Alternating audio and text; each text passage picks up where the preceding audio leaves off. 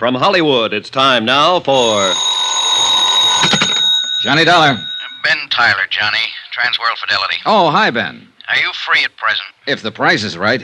I mean, are you on a job? It's beginning to sound like it. Can you be on a plane for Algiers in 2 hours? Sure. Who's the client? Lorco Limited, Amsterdam. You know, they're the... Diamond Cutters, an old firm. Big-time deals all over the world. Check. What happened? Oh, one of their couriers just dropped dead in the Algiers airport. Oh, too bad. He was carrying a briefcase with $100,000 worth of set stones. Top-grade diamonds. Don't tell me, Ben. Let me guess. That's right, Johnny. The briefcase is missing.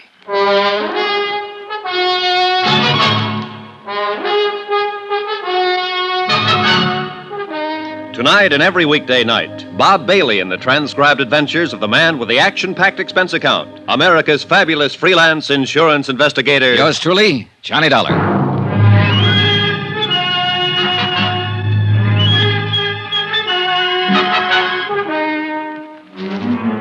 Expense account submitted by Special Investigator Johnny Dollar to the Home Office, Transworld Fidelity Company, Hartford, Connecticut.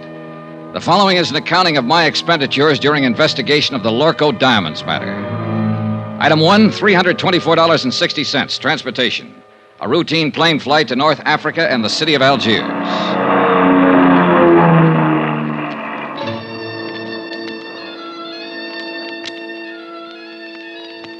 It was an easy trip, and I felt relaxed and comfortable.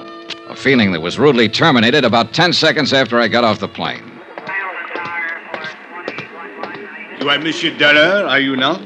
Yeah, that's right. I am Inspector Marcus of the Algerian Customs Police. Oh, how are you, Inspector? Oh, quite well, monsieur, and vastly reassured now that you have arrived on the scene of the crime. Oh? You see, I have implicit faith in special investigators. I have encountered them in the past, so I have no doubt, but this little affair will prove most simple to you, monsieur. I see. I feel that in a mere matter of hours, voila, you will produce the guilty culprit like un lapin out of a chapeau. Inspector, I'm beginning to feel a cold wind from the north. That's odd for this time of year, isn't it? A mere passing breeze, monsieur. I shall now assume my official attitude. And that is? Extreme courtesy, complete cooperation, and the devoted service of my meager talents. On orders, you understand, from my superiors in Paris. And now, monsieur, if you will accompany me to my office. Delighted to. After you, Alphonse. My name is Pierre. Oh, sorry. Just a whimsy. Oh, yes, I know. I have heard the joke. Both jokes. Uh-huh. This way, monsieur.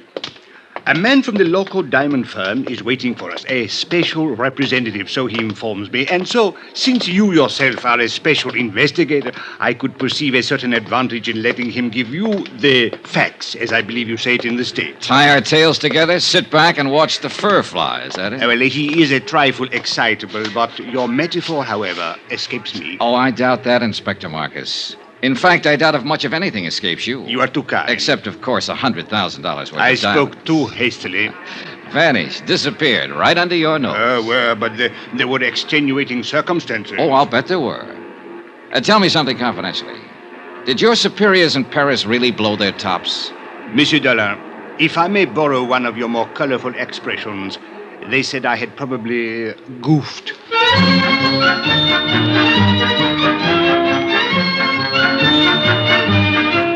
I'd met that same attitude before with local officials. To them, sending in an outsider implied they couldn't do the job themselves.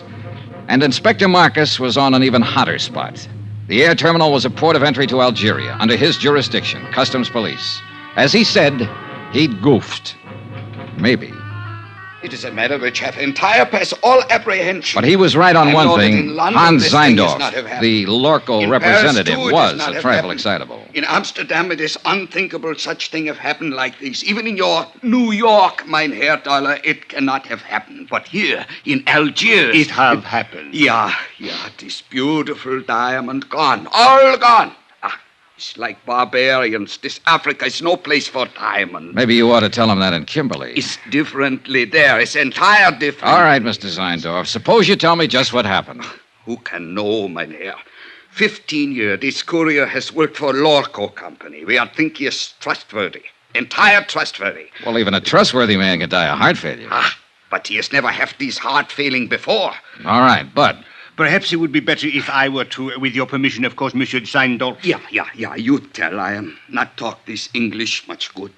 Precisely. These are the facts, Monsieur Dollar. The local courier, a man named Paul Gruber, arrived on the plane from Amsterdam yesterday morning. Yeah. Did you know he was arriving? I did not know, but the point is a very clever one. So, a short while before landing, Monsieur Gruber was taken suddenly ill. A doctor met the plane, and the stricken man was removed by stretcher and taken to the emergency clinic. In 20 minutes, monsieur, he was dead. Diagnosis, heart failure. Mais c'est la vie. Was there an autopsy, Inspector? Another excellent point, Monsieur Dollar. Thank you. Do not mention it. An autopsy is being performed this afternoon. Good. So the courier died. And then the briefcase? It was delivered along with his other personal effects unopened to the customs property agent here at the airport. And his name, the property agent? André Jourdain. He was very busy at the moment, left the briefcase lying on his desk, intending at the first opportunity to register and place it in the vault. But the opportunity didn't come, is that it? Precisely. Only a few minutes later, I heard a gunshot. Monsieur, he was lying on the floor in a pool of blood. He had been struck on the head. The briefcase was gone. All gone. This beautiful diamond gone entire. Yeah. When did you find out what was in the briefcase, Inspector? Almost 2 hours later. I radioed the local firm in Amsterdam, informing them of the death of their employee. They replied immediately and stated that the briefcase contained $100,000 worth of diamond set pieces. Works of art. Beautiful. One brooch, one necklace, 2 bracelets. Precisely. Yes. The jewelry was being flown here on approval for examination by a prospective buyer. Name of the buyer? The Countess Maria de Tolia. What do you know about her? Monsieur Dollar, if you had seen her, you would not ask. She is exquisite, lovely, chic, charming, spirited, full of the joie de vivre. And no doubt loaded with potatoes. With a woman like that, who would ever inquire? I would. Since it looks as though she might be the only person in Algiers who knew that $100,000 worth of jewelry was coming in on that plane. May we.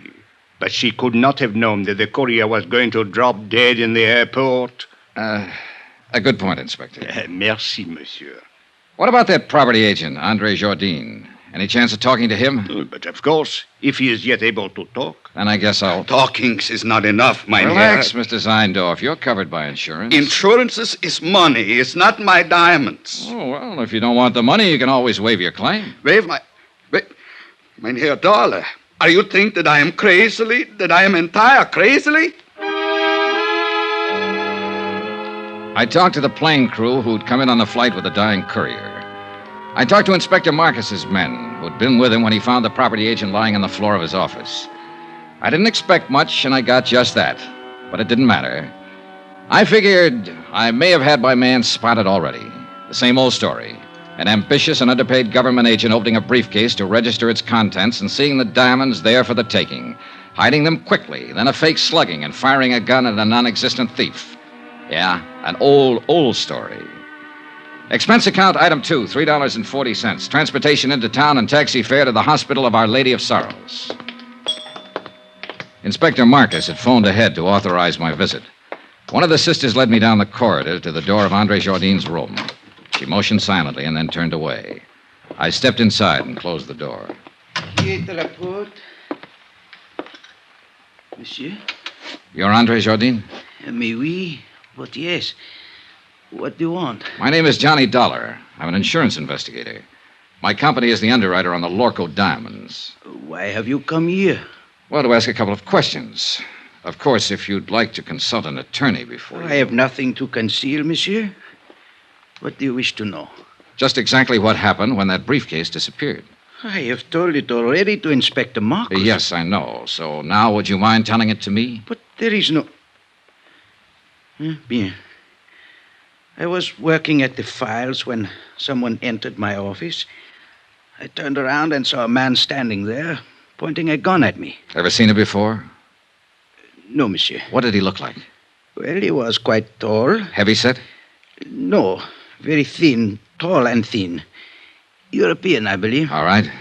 What did he do? He ordered me to turn around, stepped up behind me, struck me with the gun. I fell against my desk. He grabbed the briefcase and ran to the door. You were still conscious? Oui, monsieur, but in terrible pain. I fumbled for my gun in the drawer of the desk and fired one shot. It is all I can remember. Uh-huh. You hadn't by any chance opened that briefcase? I had been too busy. And you didn't know what was in it? Not until they told me today. Andre, I wonder if you'd mind if I lifted a corner of that bandage and took a look at that wound on your head. If you are careful, it is very painful. Oh, sure, I'll be careful. Lie still now, please. It'll just take a second. I'll lift this edge and... I think I am lucky to be alive. Yeah, very lucky. Okay, thanks. It is nothing.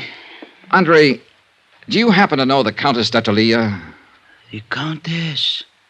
Oh, monsieur, she is unquestionably... Yeah, I know. She's lovely, exquisite, charming, chic. Well, thanks for your cooperation, Andre. A pleasure, Monsieur Dollar. Take care of that head. It's the only one you've got. You Americans are so whimsical. Oh, yeah, we're all crazily, entire crazily. My pet theory was starting to limp. That slugging wasn't phony. It had taken 14 stitches to close the cut in Andre's head. Whoever hit him hadn't been kidding. They meant it for keeps. I walked down the corridor and stood waiting for the elevator, thinking it over, trying to figure it out. But no go. I needed more facts. And a moment later, I got more facts. Monsieur Dollar, I thought I would find you here. A clever piece of deduction, Inspector. Merci bien, monsieur. Don't mention it. What's on your mind? There should be something. Well, there's got to be some reason for that smug grin. What happened? Did the thief confess? Au contraire.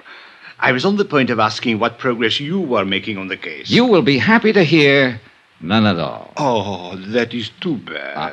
Inspector. Eh? Extreme courtesy, complete cooperation, the devoted services of your meager talents. Remember? Touché. Actually, I came to tell you that I now have the report of the autopsy. The courier who died of heart failure. Only, he did not die of heart failure, monsieur. Except, of course, in a very literal sense. Well, what did he die of? Poison. Well, that was the end of a good theory. The courier had started to get sick on the plane, so the robbery and the murder had been planned well in advance of his arrival. By somebody who'd known he was bringing in diamonds. And so far, only one person fit the bill. As lovely, charming, and chic a suspect as you could ever hope to meet. The Countess d'Attolia.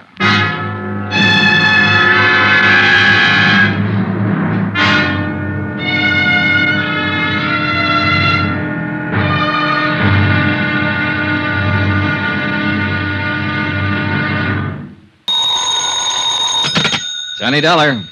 This is the Countess d'Attolia. Oh, yes. My maid tells me that you were trying to reach me by telephone. That's right, Countess. I want to talk to you. Where are you now? At my residence, of course.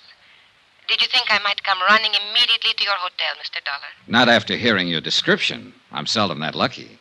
What is it exactly that you wish to talk about? $100,000 worth of diamonds and a dead man. I'm a special investigator I know who you are. I investigate before I call you. Wow, not only beautiful, but clever. This ought to be interesting. I'm afraid I don't entirely understand your flippancy. Then suppose I come over and explain it to you. Say around 8 o'clock? I'll make a definite effort to be here. You know something, Countess? I think it's about time somebody built a small fire right under that lovely little complacency of yours. I'll be there at 8 with matches.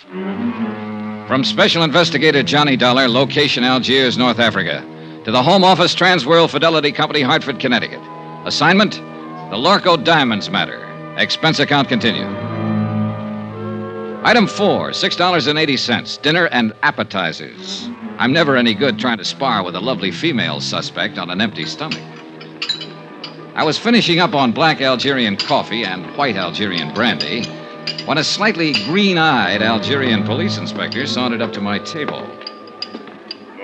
You, Monsieur Dollar, you special investigators really do live well. In the lap of luxury. Pull up a chair, Inspector. Join me in a sarsaparilla? It is on your expense account? Be my guest. Merci, monsieur. Bon, my favorite brand. Help yourself. Merci. Anything new? Nothing at all. A complete impasse. Allez, votre santé. What about the man who sat next to that courier on the plane? Find out anything about him?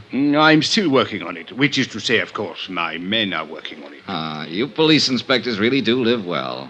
I have to do my own legwork. But the glory, Monsieur Dollar. To come into a mysterious affair which has all the local police baffled, and to solve it immediately in one brilliant feat of deduction, to leave everyone gasping with admiration, to make one's exit to the sound of great applause. Not so fast, Inspector. I'm still back there with that brilliant feat of deduction.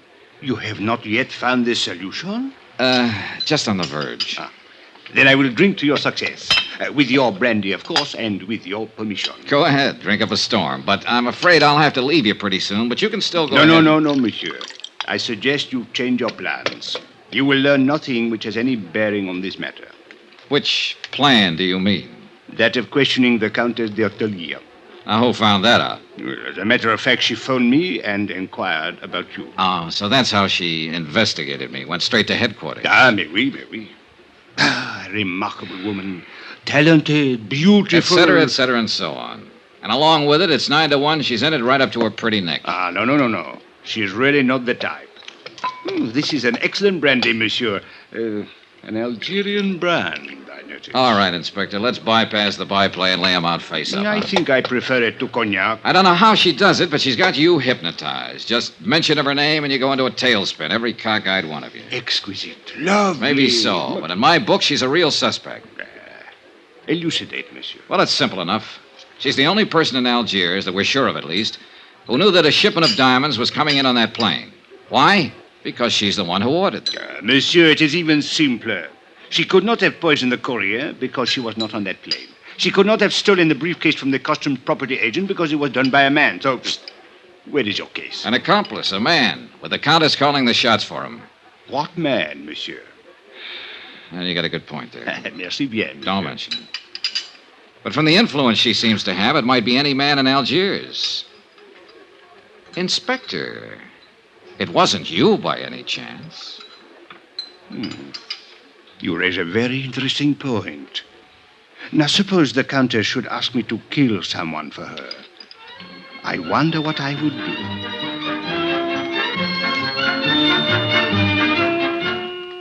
A page boy came into the dining room looking for me. I followed him out and took the phone call in the hotel lobby. It was the American consulate with some information I'd asked for them earlier. I hung up finally and looked at my watch. I was already late for my appointment with the Countess. So I walked out the door of the hotel and flagged a taxi to the apartment of the Countess d'Ortelier. She lived in the swank genteel Bois de Louet, a residential district favored by top government officials and wealthy French businessmen. But the building she lived in was a little frayed around the edges, and the maid she'd mentioned was nowhere in sight. The pieces were starting to fit together. Good evening, Mr. Dollar. Countess? Since you are here, won't you come in? Thanks. This way, please. I'm rather surprised that you came. I was really not expecting you. Yes, I know. Did Inspector Marcus find you? Look, suppose we get it straight right now. You seem to have a lot of influence with the inspector, and probably with his superiors, too, from what I hear. Sit down, Mr. Dollar. Thanks. Well, do we play cat and mouse for a while, or do you want to give up right now, hand them over, and, as they say, throw yourself on the mercy of the court?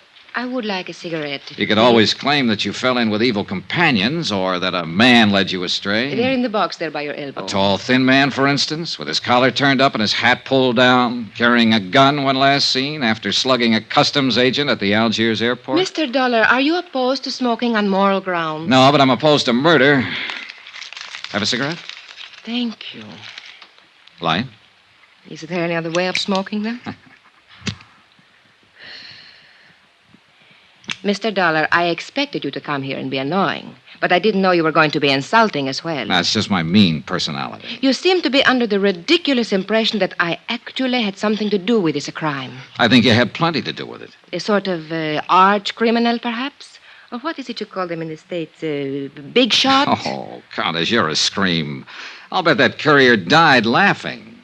If you have a reason for these opinions, or believe you have a reason, I think you had better tell me about it. Otherwise, good night. Oh, I have more than one reason. In the first place, I'm not certain that anyone besides you even knew the diamonds were being sent here. Except for the Lorco Company, of course, and they wouldn't be likely to advertise it. Mr. Dollar, all of my friends and most of my acquaintances have known for 3 weeks that I'd ordered that jewelry. Oh? Well, I have a copy here of a letter that was sent to you by registered airmail from the Lorco Company in Amsterdam a week ago today.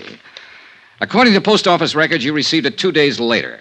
Remember it? Yes, I remember. It states the name, flight number, and time of arrival of that courier who was murdered. I said I remember. And it cautions you specifically not to give that information to anybody. So even if other people did know, you're the only one who knew the exact time the diamonds were coming in and exactly who was bringing them. All right. Perhaps I am at fault in a way. There was a cocktail party at the government club the same evening I got the letter. I forgot it for a moment and told someone about it. Who? Just a girl I happened to be talking What's to. her name? It doesn't matter. She was just stopping over on a world cruise. Anybody else hear you? I don't know. The place was packed. Government men, business people, Army, Navy officers. Anyone might have heard. Uh-huh. Was Inspector Marcus at the party by any chance? Yes, I spoke with him during the evening. Mr. Dollar, I'll admit I was wrong, but there is hardly grounds for... All right, let's get to point 3. The Countess Maria d'Attalia, Italian by birth, title inherited, old family. Goes back through one line, in fact, to Lucretia Borgia. I did not poison the courier. Your family estates were confiscated by Mussolini. Family migrated to Bizerti, and then to Lisbon for 3 years. You left them there and went on to London. Since the war, you've lived in Paris, on the Riviera, back to London, Mallorca, and finally here. Have you been following me, Mr. Dollar? The consulate was pretty thorough. Anyway, you're well known in the international set, accepted everywhere, and apparently able to get along fine on your title and your looks. It is not very pleasant to be dissected while one is still alive. As a matter of fact, you're flat broke.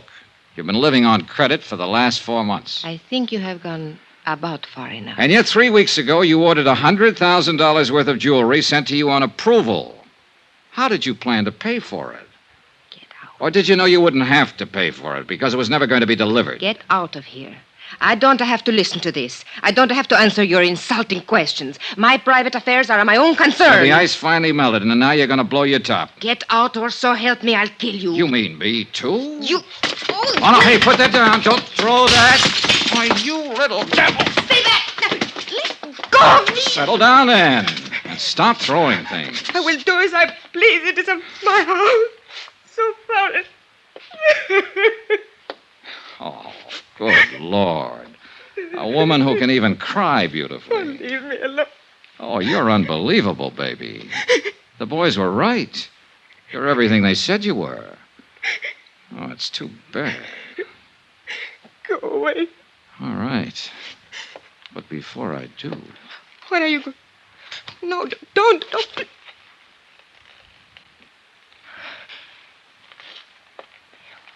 Why did you kiss me? Oh, it beats me. Just call it a sudden impulse. Then you have changed your mind? You don't really think I'm guilty? Oh, honey, I still think you're in this up to your ears. And I'll still bring you to trial if I can. And I still want to kiss you. You figure it out. Why figure, Johnny? I liked it, too. Oh, you ought to be locked up. If for no other reason, just to protect the guys who... What is it, Johnny? What are you going... That cigarette in the ashtray. Put it out fast. Get the windows open, all of them. Where's your kitchen? Back through the hall. Johnny, what are you going to do? Stay alive, if I can. It was gas fumes, one of the bottled gases they use for cooking in the higher-priced apartment districts. The concentration had been building up and finally seeped into the drawing room. If we'd lit another match, we'd have been blown to bits. The kitchen was dark, but I didn't dare snap a light switch. One spark would do it. So I held my breath and followed the sound and finally found the range. Every burner valve was wide open. I could vaguely make out a glass-pane door opening onto a terrace. I grabbed a breath of air and moved toward another door that looked as though it might open into a hall. It didn't. It opened into a closet, and on the closet floor there was a body.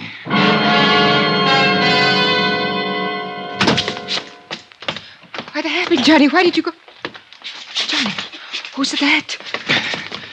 He's a man from the Lorco Company. Name is Zeindorf. Zeindorf? But where did you find him? Out there on the floor of a closet. Why? What was he doing here? You tell me. I don't understand it. He has no business here. What is wrong with him, Johnny? Well, right at the moment, he seems to be a little bit dead. Johnny Dollar. Hello? Who is it? Hello? Hello? Johnny, who is it? I don't know, Countess. Maybe they weren't expecting a man to answer, or at least not me. I would not know about that. What about this guy who was lying unconscious in your closet? Would you know anything about that? No, Johnny. I didn't think you would. I'll give him another shot of those smelling salts. I think he's coming too. Good. Maybe he'll know about some of these things. Yes, he will. Some of them. And of course he will tell you. I was hoping it would not be brought out. I did not want you to know. Murder is usually brought out sooner or later. Not murder, Johnny. It is not that simple. Item 6, $9.30. Smelling salts and a bottle of scotch. The smelling salts were needed for a double-talking fellow named Zeindorf, who'd managed to get himself gassed half to death in a closet. A representative of your client who suffered the $100,000 loss, Lorco Diamonds of Amsterdam. The scotch was for me. Johnny, he does not like it. Should I go on holding them under his nose? Yeah, sure. Keep shoving him at him until he's strong enough to fight you off. That's how smelling salts work. A person has to come to in sheer self-defense. Nine, stop. It's more to plenty already. My nose is killed, dead, no more. Maybe you've been poking it into the wrong places. What were you doing in that closet, Mr. Zeindorf? It's nothing. I can tell you the entire thing in 2 words. Use more if you need them, but make it good. Nobody has found this beautiful diamond. Nobody has do anything. So I'm come looking for my own self. In that closet? 9 is only for hiding. I am wait for everybody going away, going at sleep. Then I am going to looking. In my apartment. What made you think they would be here? You are pleased to forgiving me, Fräulein, but I am not taking the chance. I'm think to looking every place. Who turned on the gas out there? Do not ask it. I know nothing. I think I have sleeping some, maybe, and when I have waking, I am died almost. Yeah. Well, apparently somebody was out to get one of us at least. Hey, what about that maid of yours, Maria? Or is there one? Of course. She... You know, that is strange. She disappeared about the time you arrived, slipped out without a word. Does she live here? I think she lives up in the Casbah. I hire her through the agency. I see. Do you think she did it? Oh, the more I find out, the less I'm sure of. Maybe Mr. Zeindorf did it, trying to commit suicide over his missing trinkets. 9. Suicide is one thing I am not. And I desist to listen no more. I am to leave here immediate. Oh, by the way, Mr. Zeindorf. Yeah, what is it? As I understand it, you boys in the international jewelry business are ordinarily pretty cautious in your dealings. Yeah, the prudence, mynheer. Always the entire prudence. That's what I mean. You always investigate a new client thoroughly before you take any chances, is that right? Is entire correct? Johnny, no. Then why did you send $100,000 worth of diamonds here to Algiers at the request of a woman who doesn't have a cent to her name? Why, it is to me these things are always happen. Mynheer Dollar, I am the highest ethic of business. I cannot give you answering. Well, one of you better give me an answering. Oh, it is all right, Mr. Zeindorf. Please, you tell Contessa. All right. What he is trying to say, Johnny, is this. It did not matter about my financial standing because I was not actually a client. What do you mean? You ordered the stuff? Yes, several pieces on approval, so I could make a selection. Anything up to $20,000. Somebody else was paying for it. It was being given to me as a gift. By whom? A fellow countryman of yours, a man named Charles Barrett. He's been here 3 months, lives on his yacht. Mr. Zeindorf, how did you know this man Barrett would pay for the diamonds? By the letter, mynheer. What letter? When I wrote to the local firm, I took the liberty of enclosing a letter written to me by Mr. Barrett. His own authentical signings. We investigate immediately. What sort of a letter was it? He promised to pay for a gift of jewelry up to $20,000 of my own selection. in return for certain considerations. What considerations? Romantic, Mynheer. It is a little present of the engagement. Is that what it was, Maria? An engagement present? Yes. I see. I think I go now. It's too much has happened in this place. Is it all right to smoke now? Yeah, sure. The gas is cleared out. Here. Thank you.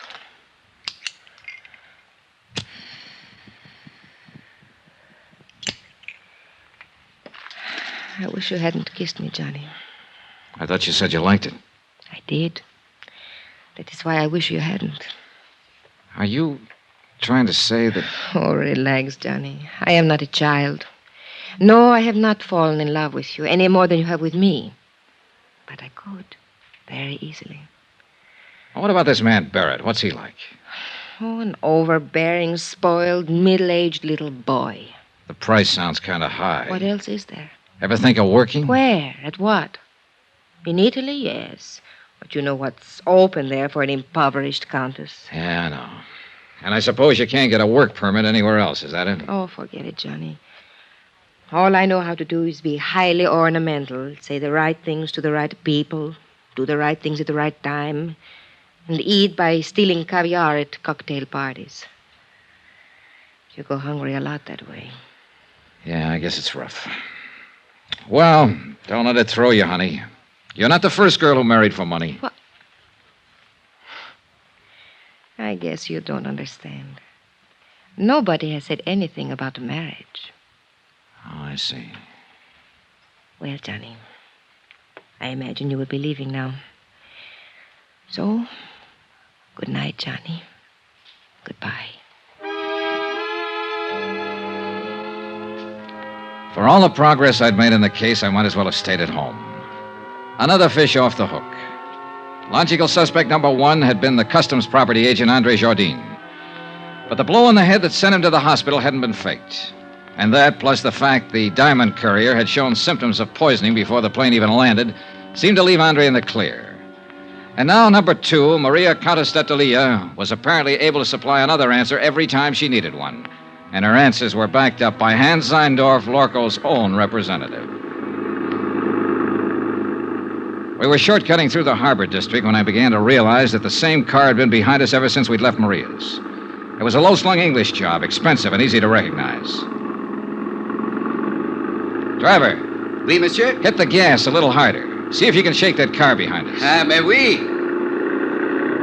The other car picked up speed to match ours and still held the same distance. Hey, try a couple of fast corners. I want to make sure. Yeah?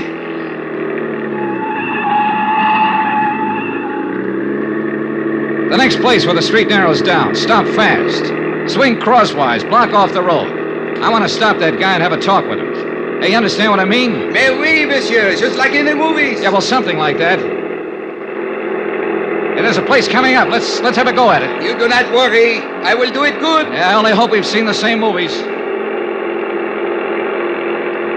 Now, monsieur. I was out of the cab fast and running back down the street. The other driver had jammed on his brakes and finally skidded to a stop against the curb. I reached for the handle, jerked the door open, and the man inside came out swinging.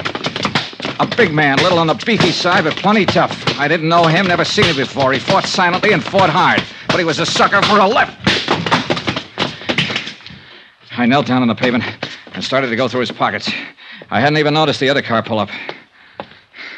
Nom de chien, Monsieur Dollar. Huh? Do you merely plan to rob him, or do you also intend to cook him and eat him? Oh, you really get around, Inspector. A policeman must socialize, monsieur. It broadens the outlook. Come, we walk.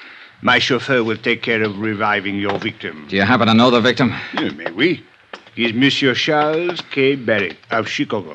Maria's ex-boyfriend. Something of the sort, I believe. How did you happen to get here so conveniently? Oh, I was following you. Farther back, of course. Then why didn't you pitch in when the fight started? And spoil such a remarkable display of fisticuffs? Okay. It is true the footwork was mediocre, but the verve, the enthusiasm, the violence, superb, monsieur. I can't quite figure you, Inspector. Well, sometime we must talk about it. Monsieur, You will be most happy to know that we have identified the person who occupied the plane seat next to the Diamond Courier. Oh? They shared a bottle of wine during the flight. Undoubtedly, that is how the poison was administered. And who is the person? A man named Bobo. Bobo. Oui, he is well known in the Casbah. He is a thief, smuggler, dope peddler, and it is said he can be hired as a killer. Have you picked him up yet? Well, I have not tried to. Why not? Why not? Monsieur, in the Casbah, at the sight of a uniform, everyone vanishes, zzzt, like rabbits in their holes. The Casbah, huh? Another thing. The property agent who was struck on the head, Andre Jourdain, he has disappeared from the hospital. Disappeared? How? His window was open, the room was upset. It was very odd. Yeah. Well, look, Inspector, I think I'll get on back to the hotel and get some sleep. No, as you wish. Yeah, I'll talk to you tomorrow. Maybe. Oh, there is one more thing, Monsieur Dollar. Huh? I think perhaps I should warn you of something in the event you should call again on the Comtesse. Warn me of what? Well, 2 days ago, I installed a dictaphone in her apartment. You what? I must admit I found your conversation this evening most entertaining. Inspector, you are a rat. Oh, please do not concern yourself in the least. I am the soul of discretion. Maybe. Monsieur, I am a Frenchman.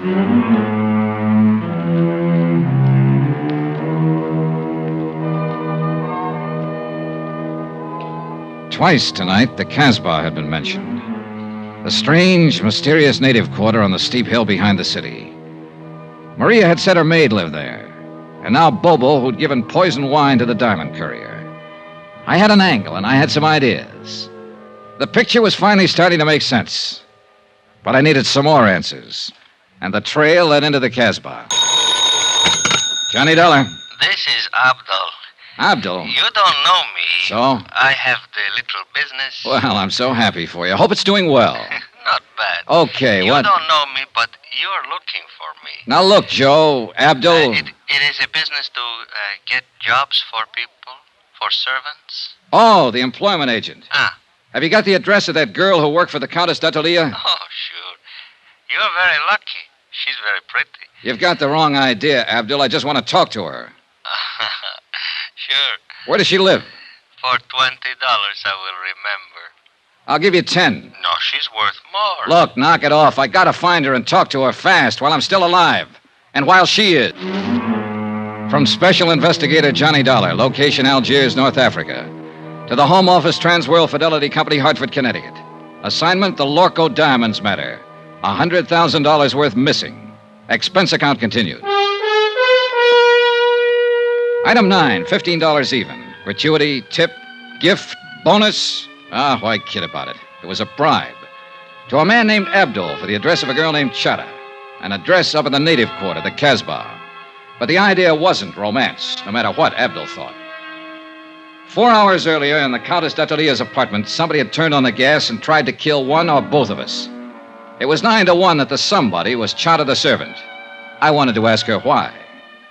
I'd put my coat on and was just on the point of leaving my hotel. I slipped a gun into my side pocket and moved over to the door. Yeah, who is it? Charlie Barrett. The guy you beat the daylights out of a couple hours ago, you know what I mean? No hard feelings, Dal. I just want to talk it over. All right, Barrett. What's on your mind? You object if I come inside? It's kind of personal, you know what I mean? Probably. All right, come on in. Much obliged. Hey, I didn't know who you were, but when we got in that little fracas, that there cop told me about it afterward. Man, you really got a wallop on you. You make a fella know he's had it, you know what I mean? Is that why you're here, a post-mortem on the fight? No. That's done and over. You whipped me, fair and square, as far as I'm concerned. Hey, by Barrett, guys. if you've got anything to say, let's have it fast. I'm in a hurry to get out of here. Oh, well, I sure don't want to take up no more of your time than necessary. I know how it is. Of course, I'm on vacation now, but back in Chicago, I'm in the meat business. Look, Barrett, would you At please... least in a way I am. I'm in byproducts, actually. You know what they say? Use everything but the squeal. Well, I'm the fella that cans a squeal, you get it? Oh, brother. What I come here for was maybe to get it straightened out about that dame. Do you mean the Countess d'Attolia? Countess. Them titles are a dime a dozen. I can buy 'em, sell 'em like sausages. Well, what about her? Now, look, neighbor, I was figuring to come here and put it to you man to man. You know what I mean? I know what I'm beginning to think you mean. I figure when you seen my position, you'd want to do the square thing. Like anybody on the right side of the fence would. You with me, neighbor? You better drop that neighbor business. I've moved. Well, Dollar, the thing stacks up like this. Now, I already had my claim staked there before you even got in town. I got a lot of money invested in that dame. Barrett, so help me. Now, I've been taking her around places, feeding her, buying her, one thing and another. Why, I was even going to kick through for a 20-grand chunk of ice for her. Well, she and I had that fight last week. You what? That dame's got highfalutin ideas. What fight? What are you talking about? Well, I just put it to her, cold turkey. I told her she had to quit Jenny flipping around with all those other fellas. Or I just wasn't going to have nothing more to do with her. Well, that made her mad, you understand? She lit into me. Man, you ought to hear that dame talk when she's mad. You'd think Hey, that look, she... when was this fight? Was it before the diamonds were sent here? Why, sure.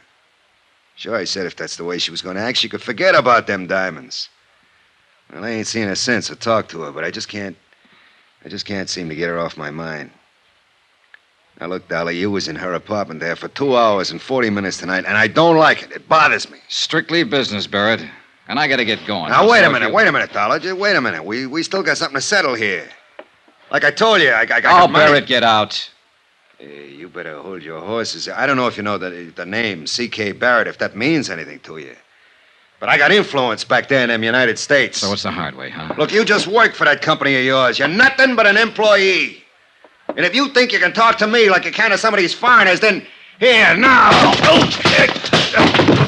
Still a sucker for a left.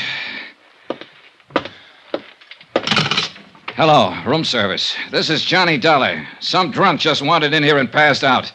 Would you send up a couple of boys to drag it out in the hall?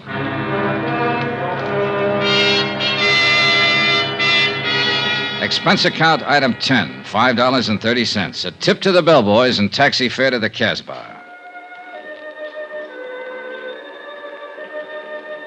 The taxi dropped me off at the end of the causeway, and from there on I walked. It was late, well after midnight, but the narrow, crooked alleys were teeming with life. Some of it out in the open, some of it under cover. Small groups of people met together here and there along the cobbled streets. Men of 24 tongues and dialects. And women, too, slipped silently in and out of the dark doorways, or crouched over tables in the dim-lit cafes and coffee houses. Groups usually fell silent when I passed and stared with hostile curiosity. The Casbah, backwash of North Africa. Little known, seldom bothered, and scarcely policed. And for an outsider, especially at night, more dangerous than dynamite. The address Abdul had given me turned out to be a coffee house, but it could still be legitimate. And there was only one way to find out.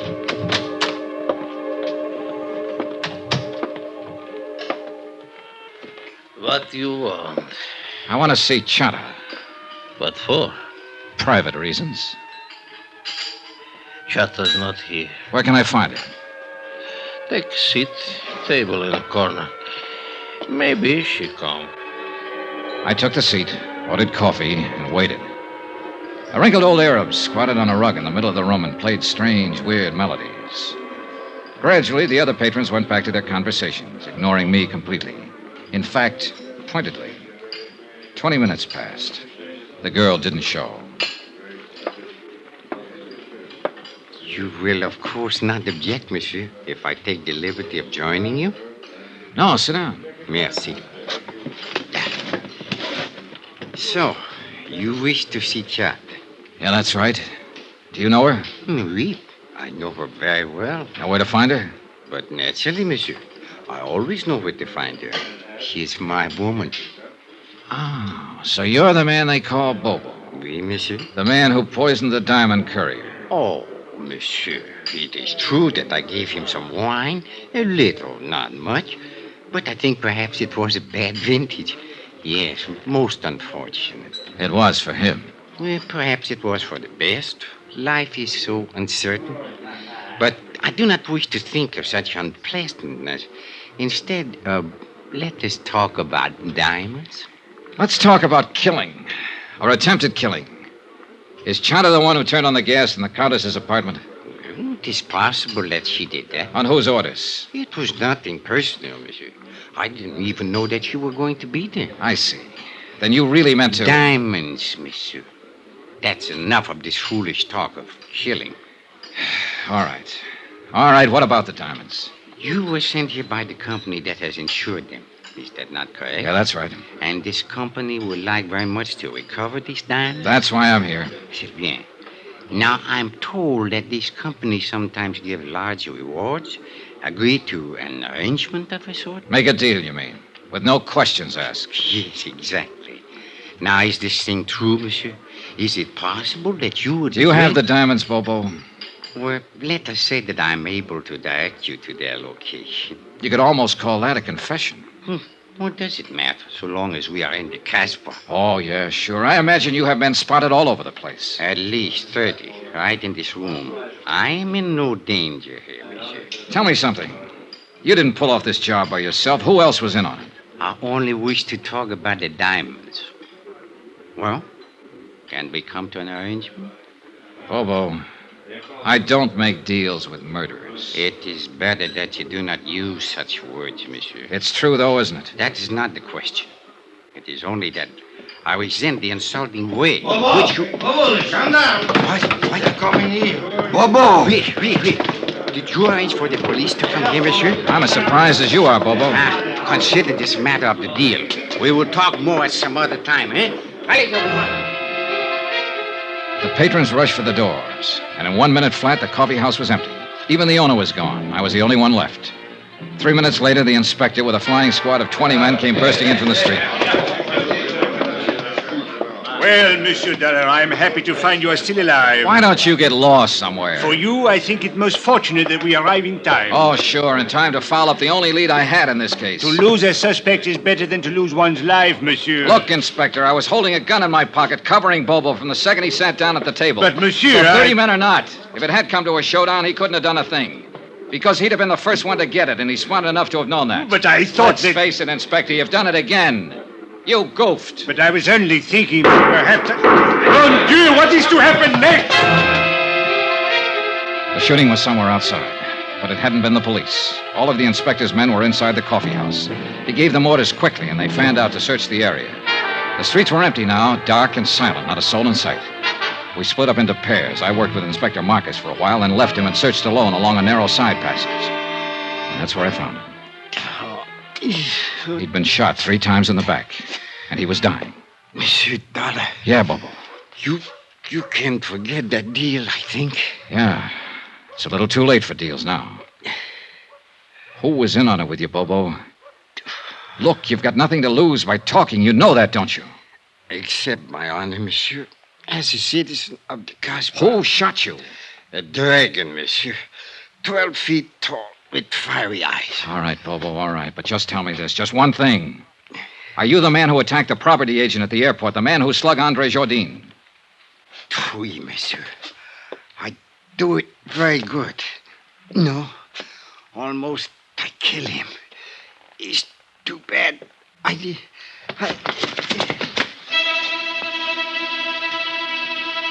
A minute or two later, Inspector Marcus came up, and we stood there looking down at the dead man lying on the stones of the alley.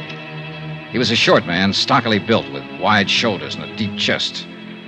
It was the body of a man of action, of accomplishment. But he'd chosen to be a smuggler, dope peddler, thief, and killer. And now he had become the victim of another killer. Did he say anything, monsieur? Was he able to talk? Yeah, enough. Eh? What is it you mean, monsieur? Do you know who is guilty of this? Yeah, that's right, Inspector. I know the whole story now. The whole filthy, rotten story.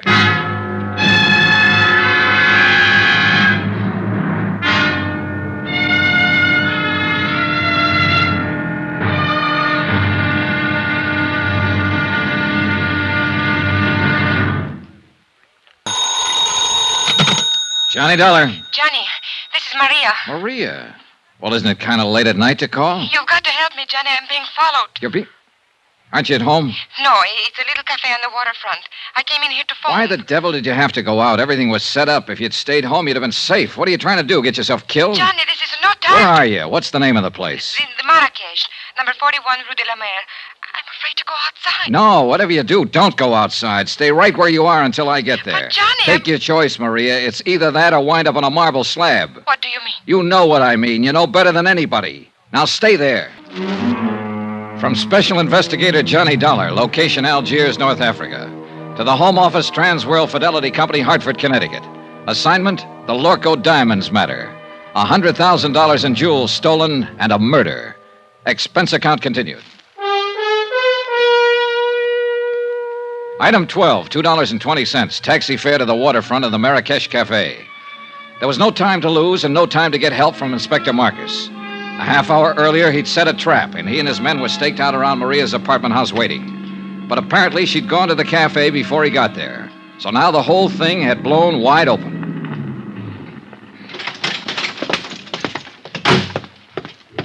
The Rue de la Mer was a dead-end street close to the water, deserted at this hour of night.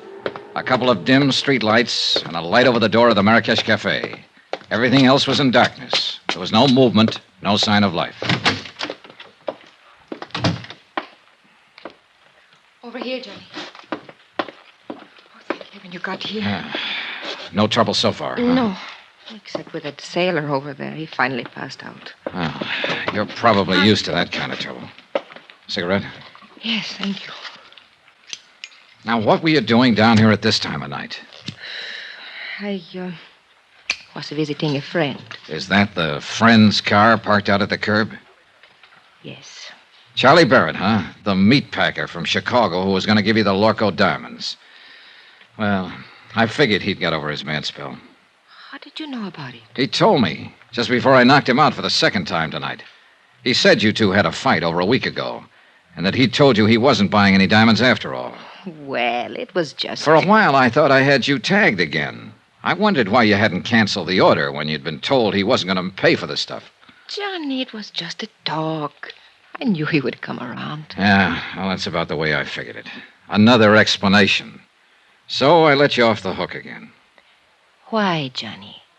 Why have you been trying so hard? Trying what? To find some way of involving me in this. Well, the facts just seemed to turn up. I wasn't trying to find them. It made a big difference, didn't it?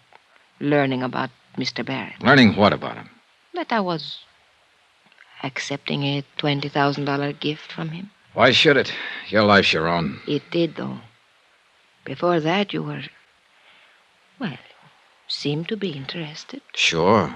You're a very beautiful woman. And that's all it was? What more did you want? All right, Johnny. Forget it. I don't blame you. Hey, tell me something. What about Barrett? Now that you've kissed and made up, is the engagement back on again? I haven't decided yet, Johnny. Well, come on. Let's get out of here. I'll take you home. Do you think it's safe? There was no sign of anybody around when I came in. Whoever it was probably got scared off. Oh, I was scared to death. When I saw the lights of the cafe, I jammed on the brakes and ran for the door. The other car was right behind me. Get a look at the driver? No. How'd you get hold of Barrett's car? Borrow it? He gave it to me. Not a bad night's work. It's a good car. Get in. You really play rough, don't you, Johnny? Sometimes. It depends on the... Get down, quick, back of the car. It came from across the street. It's pitch black over there. What are you going to do? Look, Maria, you're safe as long as you're back of the car here. Well, what about you? I can't get a shot from here. I'm pinned down. I'm going to make a run for that stone curb. Try to draw a shot and see where the flash comes from. Be careful, Johnny. Oh, don't worry, kid. I'm the carefulest guy you ever saw. All right, now sit tight. Here goes. Are you all right, Johnny? Yeah, I think I got him spotted. Let's see just how close I can... There's somebody running away. Yeah, so do I. Now, where the devil? Why don't they get some streetlights down there? That car that's starting up. Yeah, I see it. They're getting away. One lucky shot, my...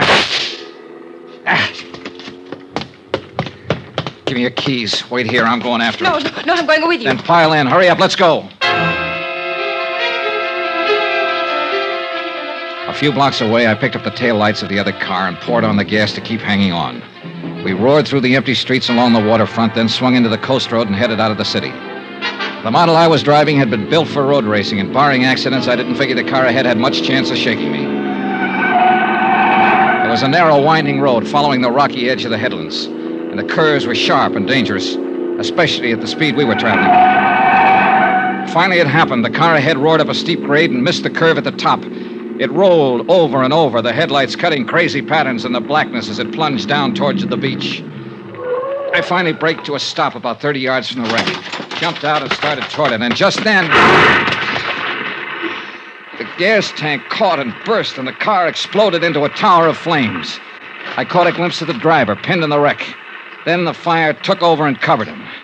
And I knew one thing was certain. He'd had it.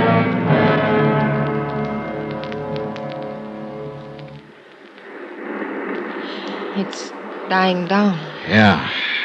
The gasoline is all burned now. What a terrible way to die. What way isn't? I guess... Johnny, could I have a cigarette, please? Yeah, sure. Here you go. Thank you. Yeah, light up, Maria, while you watch him burn. What a horrible thing to say. It's quite a relief, though, isn't it, knowing you're safe now?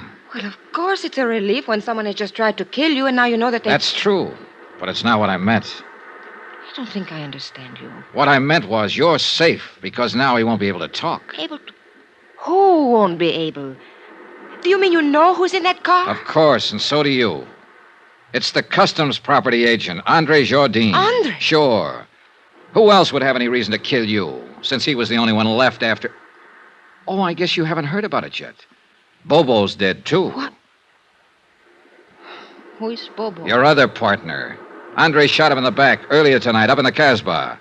So you're doubly safe now, Maria. They're both dead. And for everything else, you've got an explanation. With just one exception. I don't even know what you're talking Oh, about. now, don't be modest. Actually, it was quite a scheme, whether you thought it up or Andre Oh, did. you are out of your mind. The idea was to make sure the diamond courier died, either on the plane or at least before he got through customs. That way, the courier's briefcase would be sent to Andre's office. Then Bobo was to help Andre fake the stick-up. But Bobo turned out to be a tough cookie. This may be true, Instead but of sticking to plan, he decided to go for broke. When he slugged Andre, he tried to make it stick, but Andre managed to reach his gun, so he ended up in the hospital instead of the morgue. What has all this got to do with me? Then Andre got the idea of a double cross. He left the hospital, went into the Casbah to look for Bobo. He found him, and he killed him. I still don't see His next step was a natural, to knock you off and keep the whole take for himself. We expected it, and we were ready for him. Inspector Marcus is staked out right now at your apartment house, waiting for Andre to show up. We didn't know you'd already gone out earlier. Well, all of this may be true, Johnny. But why do you insist on trying to fit me into the picture? Because that's where you belong. I mentioned the fact that you'd been able to come up with an explanation every time you needed it, with just one exception. What exception? Both Andre and Bobo have tried to kill you this evening. Why? Unless you were in on this thing. What reason would they have? Well, I don't know.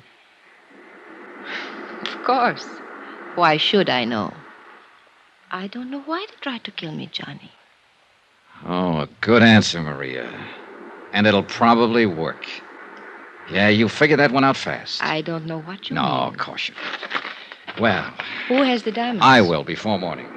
Johnny, why couldn't you... Knock it off, kid. You got the wrong guy. It won't work with me. It could. Sure, I know. You're beautiful, charming, lovely. And you're rotten. Rotten right to the core. What are you doing, Johnny? Going back to town. Well, wait for me. Goodbye, Maria. Johnny, wait! Johnny!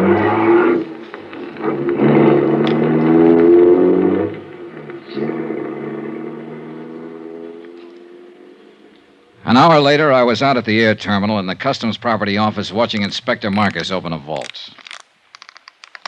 Mon Dieu, what a nuisance. Always they make these combinations so difficult. That's the general idea, Inspector. True, but still one would think... There we are. And now, if you are correct, Monsieur Dollar, we shall soon have our hands... There, that briefcase in the corner. Mais oui. It is the one. Good. Let's have a look at it. It will be necessary to force the lock. Here, pry it open with this. Looks like an easy one. It is merely a matter of... Voila. Ooh, beautiful, no? Yeah. Too beautiful. Tell me something, Monsieur Dollar. What made you know that Andre Jourdain was guilty? Something Bobo said just before he died. Hmm? Yeah. He confessed he was the man who had slugged Andre. But Andre had described his assailant as tall and thin. Bobo was short with a stocky build. Andre had lied. And all this time, the diamonds were right here in this vault to which Andre, as property agent, had access. Can you think of a safer place? Hey, Inspector, what about Maria D'Attolia? Well, I am inclined to agree with you, Monsieur Dollar, but, well... Yeah, I know. Nothing but suspicion. Yeah, precisely. If I were to file charges and bring her to trial on such evidence as this, well, she would cry a little, perhaps, and look very beautiful. And, monsieur, the court would hang me, not her. Yeah, you're right. You could never make it stick. C'est la vie.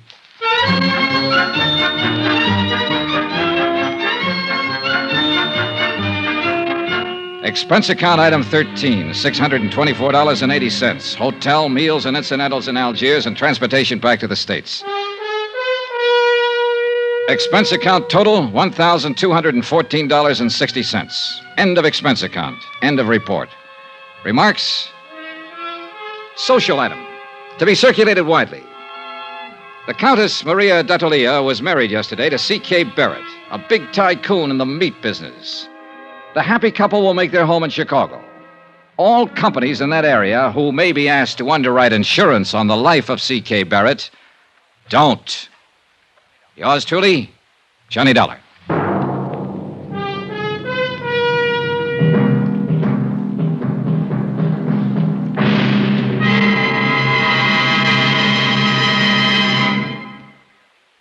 Remember, there'll be a new exciting story on Johnny Dollar beginning next Monday. Next week, the Broderick matter, an exciting chase after a charming, beautiful girl. After all, who wouldn't? Join us, won't you? Yours truly, Johnny Dollar.